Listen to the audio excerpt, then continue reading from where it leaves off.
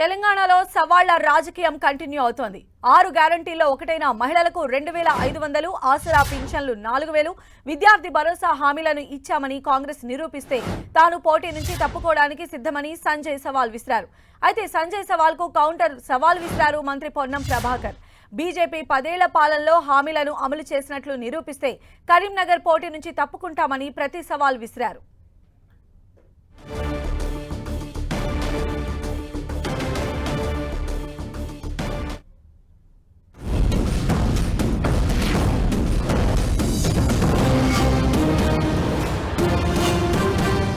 నేను కాంగ్రెస్ పార్టీ నాయకులకు నేను సవాల్ చేస్తున్నా.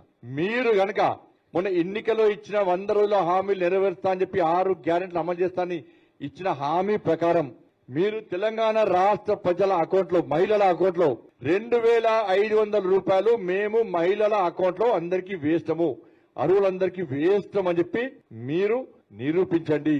చలో ఇవి నిరూపిస్తే నేను చేస్తున్న పోటీ నుంచి తప్పుకోవడానికి నేను సిద్ధం. నేను ఇప్పుడు చెప్పిన విషయాలు మేము నెరవేర్చినాం అని మీరు నిరూపించండి. నేను కూడా పోటీ నుంచి తప్పుకోవడానికి నేను సిద్ధం. మీరు నిరూపించకుంటే మీరందరూ పోటీ నుంచి తప్పుకుంటారా? ఈ సవాల్ను స్వీకరించేద్దాము కాంగ్రెస్ పార్టీ నాయకులకుండా. మీరు ఎల్లుండి వరకు నిరూపిస్తే, విత్డ్రాల్స్ లోపల నిరూపిస్తే నేను విత్డ్రా చేసుకుంటా.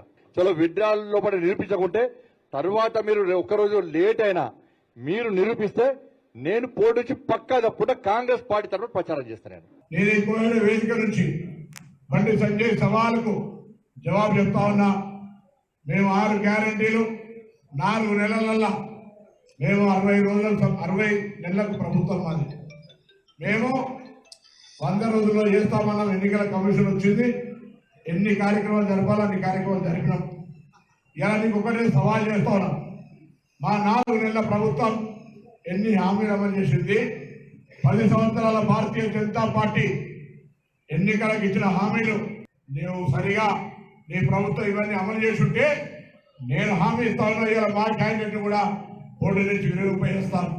లేదా ఈ హామీలు అమలు చేయని దానికి 3 సార్లు ఎమ్మెల్యే ఓడిపోయిన దానికి మీరు పోటీ నుంచి విత్డ్రా చేస్తారని సవాల్ చేస్తా ఉన్నా.